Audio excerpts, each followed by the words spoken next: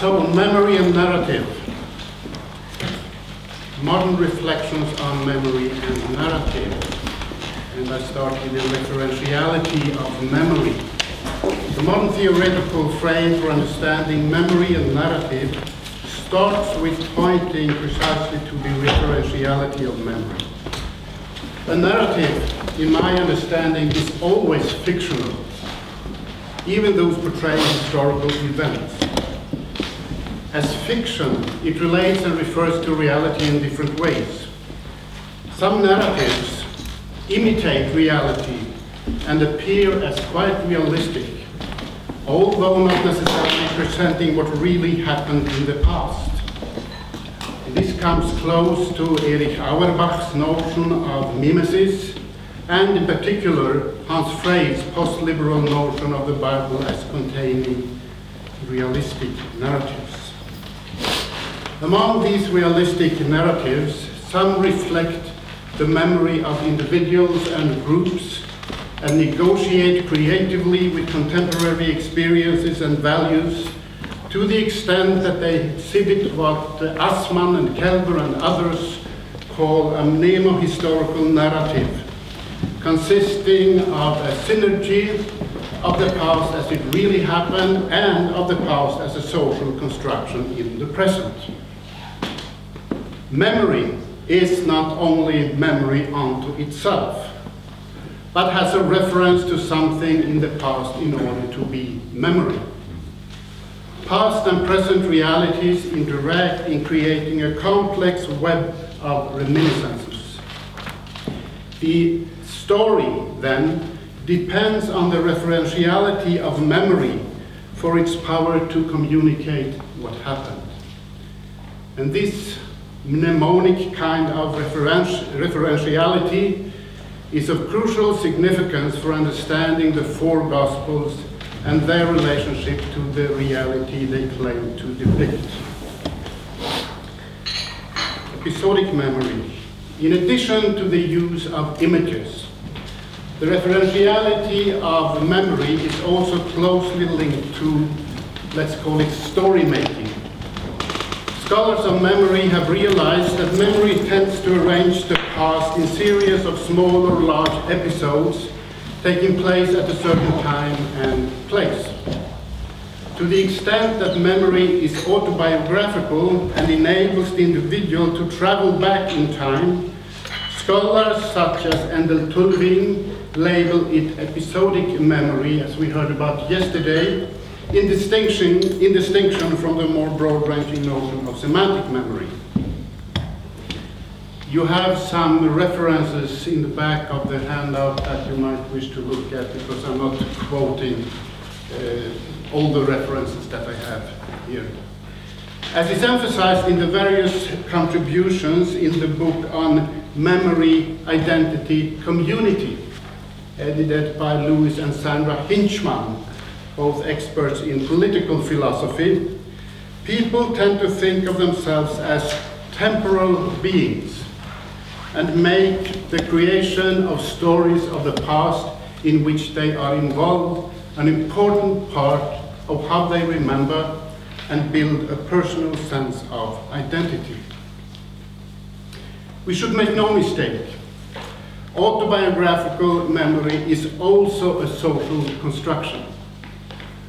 Maurice Halbwachs himself distinguished between autobiographical memory, historical memory, and collective memory. And he pointed out that individuals remember as members of groups.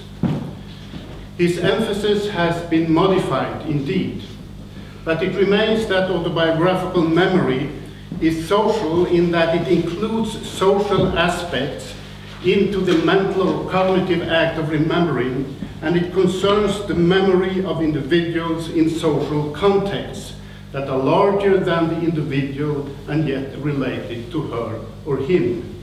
That is my own notion of what social memory is, in distinction to collective memory. It is precisely its social dimension that gives memory its narrative character. There is an intrinsic narrativity embedded in the notion of social memory. Not only do contemporary circumstances of each individual play a significant part in the mnemonic negotiations with the past, but others' experiences and interpretations of the past also interact in the creation of new narratives.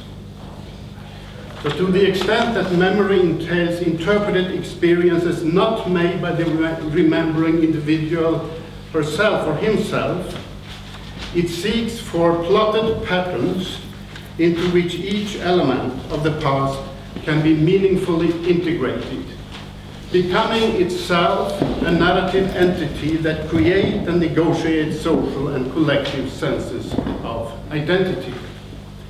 We may call this broader category of memory narrative memory in distinction to episodic memory. So these modern theories of the referentiality of memory and of the episodic and narrative memory indicate the social forces that help forming memory and tend towards narrativization. Since memory thus nourishes and is nourished by narrative cognition, narrativity is also a constitutive element of the ability to recall the past. And I move now quickly to Aristotle and Augustine. Moving to the ancient notions of memory and narrative, where memory is discussed as individual memory, time becomes the crucial narrativizing force of recollection. And let me add in parentheses, I think the notion of time is a neglected, I said that to some people yesterday, is a neglected aspect in our study of memory, which needs much more attention. Aristotle, in De Memoria et Reminiscentia, distinguishes between memory, mneme, as the memory of the past, and the recall, anamnesis, as the recollective process through which we find our way by means of association and order among the contents of memory. Here, narrative does not have much to do with Aristotle's idea of plot or mythos. This belongs to his discussion of tragedy and epic in the Poetica. Rather, it has to do with his notion of time, which he elsewhere in Physica defines as, I quote, and you have it in the handout in Greek, a number of change or movement according to the before and after, arithmos kinesios. He believes that the chain of thought ending in recollection is connected to the threefold and famous laws of association: similarity, contrast, and contiguity. Therefore, and this is the second quotation I have in the handout from Memoria, recollection. Therefore, we hunt the next thing, thinking from the present or from something else, and from similar to contrary or contiguous. Through this, recollection takes place. So recollection takes place when memory navigates in the present now between different and differently interrelated images of the past, and senses the order of their changes and movements, creating an inner affection, pathos, of temporality. This temporality, by being linked to his notion of time and the laws of association, has an inherent narrative dimension that relates things to each other according to various chronologically determined patterns. Memory is, in other words, dependent upon the possibility to sense the narrative temporality of the past and combines historical persons and events with each other in a certain order that often have to do with narrative causality. Even things that are not in time, he says elsewhere, can only be mnemonically apprehended when we imagine them to exist within time. and when they possess qualities that relate them to some kind of narrative order. Augustine. It was this idea that Augustine much later picked up in books 10 and 11 of his Confessiones.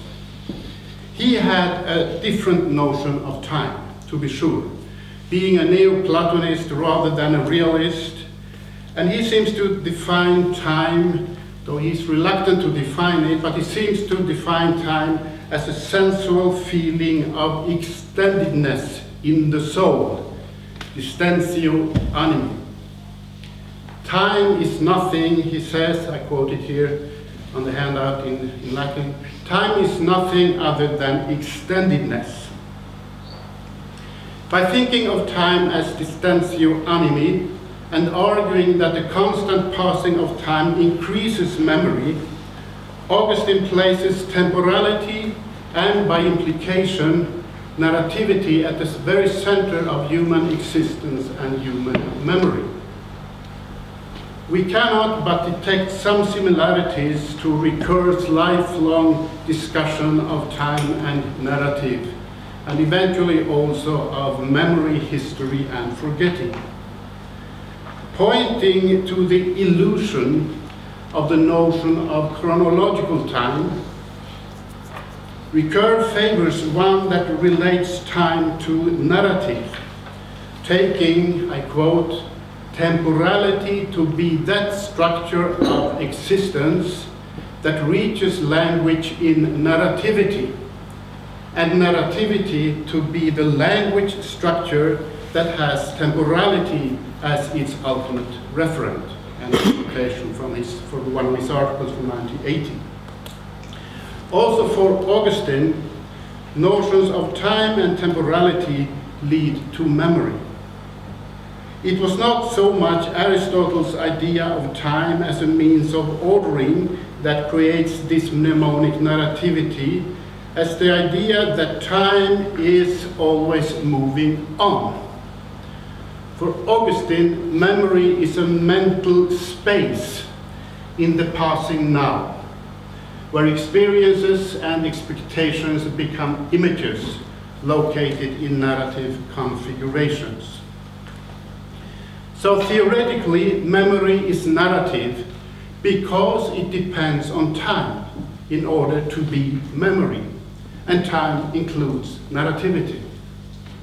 Memory and narrative develops into notions that focus on our temporality and its narrativizing force embedded in memory and in the recollection negotiating with the past in the present. This narrativity spills over to the most common narrative technique in Greek and Roman antiquity, namely the technique of the mnemonic loci. Aristotle was aware of it, he mentions it, and Augustine, as a former rhetorician, was probably also aware of it. This widespread method for accurate recall illustrates concretely the tendency in antiquity to remember the past according to narrative plots. The technique recommended the speaker to imagine mental places sufficiently detailed to serve as an inner visual associations of the things and the words that were to be recalled at a certain moment. It employs the insight that memory, being temporal and narrative, tends to create mental sites with episodic features and reflects an awareness that memory seeks to organize the past according to narrative patterns. I'm sure you are familiar with these discussions in Cicero and Quintilianus. The example of the mnemonic loci indicates also how closely related narrative memory was and still is to visual memory as forms of recollections. We have many examples of that in antiquity. So, memory and narrative in the Jesus tradition. Moving from these brief theoretical reflections on memory and recollection, we are able to appreciate the Jesus tradition as a narratively driven manifestation of mnemonic negotiation. It is crucial, in my view, to realize that this inherently narrative dimension dimensions of memory can take on literary forms used orally or in writing and are open to a new form of form critical analysis. The key notion here is rhetorical clarity as the narrativizing force of the mnemonic negotiation manifested in the Jesus tradition. In brief, and as I've tried to argue elsewhere, there is reason to believe that the initial impression of the words and deeds of Jesus were gradually formed according to available rhetorical and narrative patterns, familiar to people with elementary education and eventually expanded into extensive and rhetorically convincing gospel stories. So rhetorics is part of mnemonic tradition and unites memory and narrative in persuasive strategies. I think also that the notion of rhetoric is a neglected factor in our discussion of tradition and transmission. Memory and narrative were thus not haphazardly interrelated during transmission, but manifested in existing rhetorical forms. It is likely that there existed, perhaps in various settings, both performances using previously shaped and memorized formulae, and performances that relied on the skilled use of previously composed manuscripts on oral tradition by trained lectors. The progymnasmata mention two narrative categories requiring some deliberate structuring in these settings, namely the chreia and the diegema. Both these forms are narrative in character. Theon of Alexandria defined the chreia as a concise, I quote, a concise statement or action that is well aimed, attributed to a specified character or something similar to a character. The attribution is what makes the chreia different from the maxime and provides it with a small narrative core. Many chreia also included a participle clause that accompanied the attribution and described the circumstances of the saying or the action.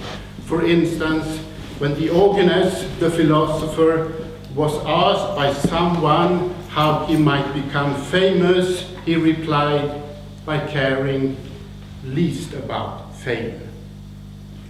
The exercise that requires students to expand the chreia for the sake of producing a persuasive argument, Hermogenes calls it ergasia, added descriptive details about the author's credentials and circumstances, or enlarged the dialogue or the action into a little story with dramatic traits of its own. A longer story could also be abbreviated into a brief chreia. The chreia had, through its attribution to a specific character, an implicit narrativity that could be developed and again condensed in various rhetorical contexts. People in antiquity distinguished it from the diegema, which Theon defines as an explanatory account of matters which have occurred or as if they occurred. The diegema should explain something by reference to a more extended narrative presentation. I will not go further into the diegema at this point, because from these two narrative categories, the chreia is of most relevance for understanding the Jesus tradition. The closest literary relative to the chreia was the apomnemonevma. A shared feature of the chreia and the apomnemonevma, in addition to being narrative, was that both had to do with memory and provided formal links between mnemonic negotiation and story-making. The term apomnemonevma communicated the idea that the writing in question rested or sought to rest on personal reminiscence of the things themselves or on the oral tradition about them. The chreia could be seen as an apomnemonevma because it was easy to remember. In his introduction to the progymnasmata, Theon placed the chreia in the first place because of the exercises, because it was easy to remember.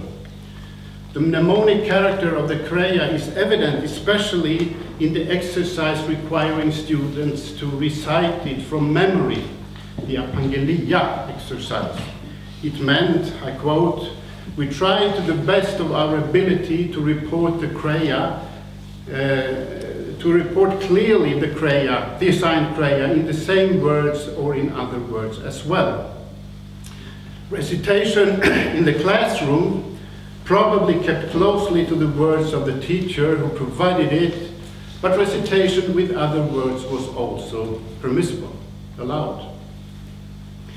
The chreia thus links memory and narrative and constitutes a form that could be used to shape the remembered impact of Jesus and the ensuing mnemonic negotiation among his followers into smaller or larger narrative units.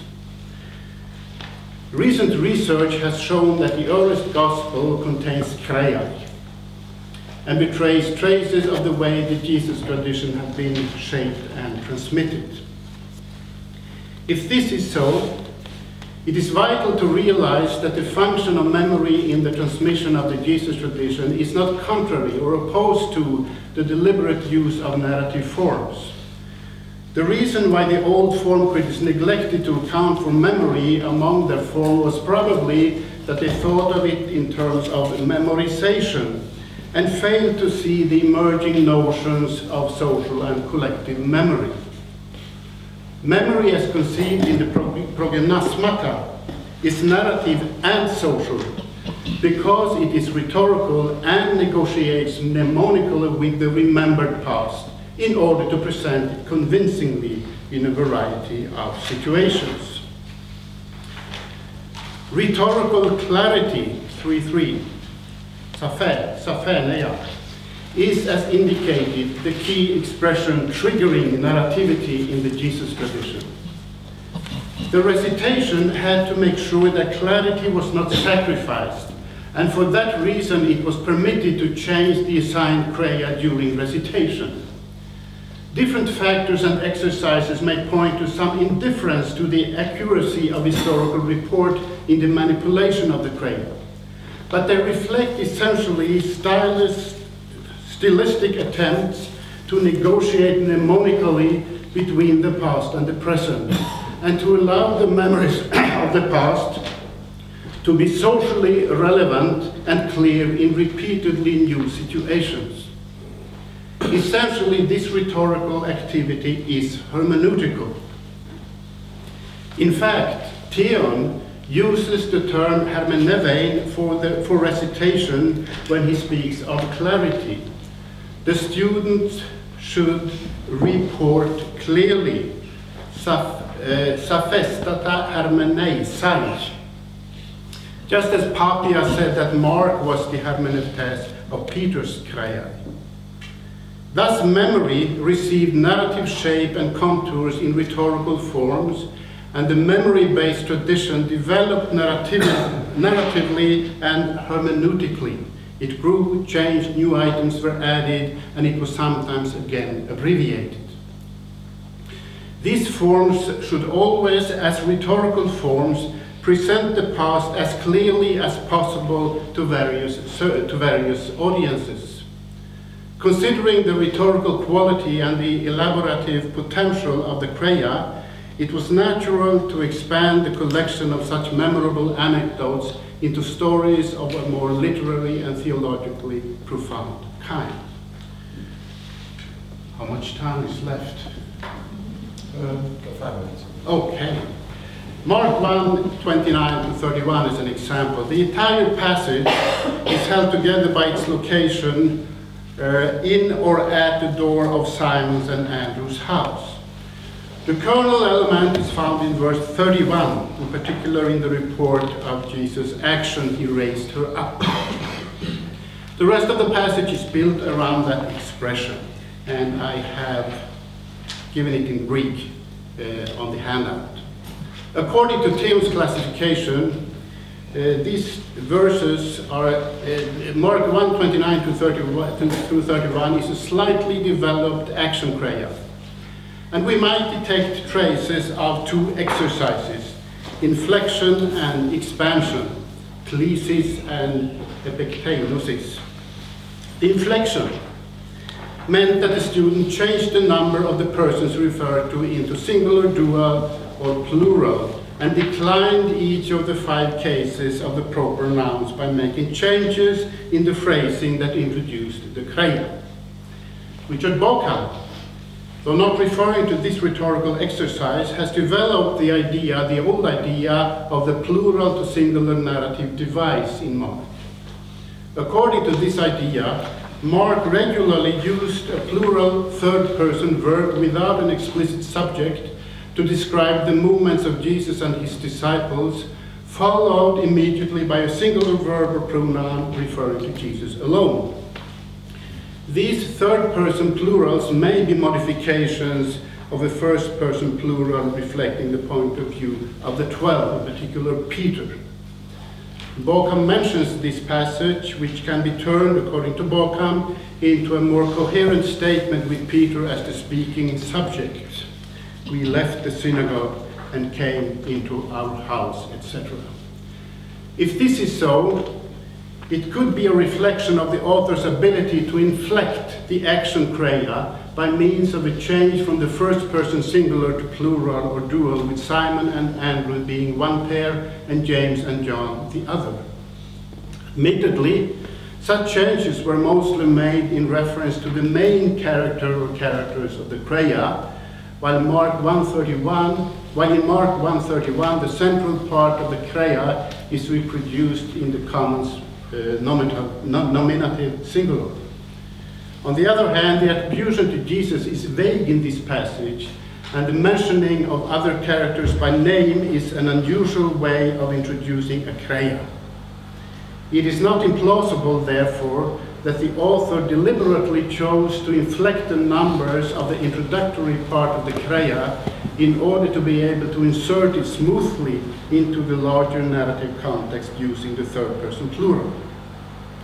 The chreia is also briefly expanded. Mark carefully frames the action by giving specific references to when and where the event took place, even naming and identifying certain persons relevant to the circumstances, and by describing the immediate occasion of the event and how Jesus received information concerning it. He also enlarges the central action, he raised her up, by framing it with 2 participles and reports the results of the action. If all this is correct, we conclude that by adding these details and simultaneously inflecting the numbers, the author adhered to Theon's rule that the action chreia was, I quote, to reveal some thought without speech, and to be presented as clearly as possible. The brief expansion of the central action of the chreia in combination with the vivid and more expanded description of the circumstances has the effect of magnifying the fame of Jesus in the eyes of Simon and those with him. I go directly to the concluding remarks now. We could continue to study how different narratives integrate notions of memory into the stories themselves. This is also a kind of narrativity.